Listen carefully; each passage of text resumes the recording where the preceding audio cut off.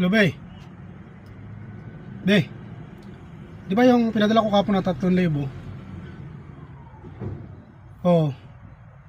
Bay, ano? Iramin ko muna yung 1,000 kasi may importante lang ako na ano. Nahuli kasi ako ng enforcer dito. Dito ako sa Maynila, nahuli ako. Nabitin na red light ako. Kailangan kasi aregluhin ko na lang magkano yung violation ko, titikitan ako mas malaki.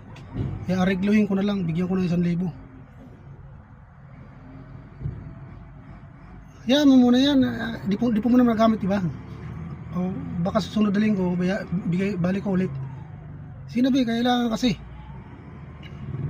Yung 1,000 lang, ipa-Gcash mo na lang kagad. Sinabi kasi naghihintay yung enforcer nandito. Huli ako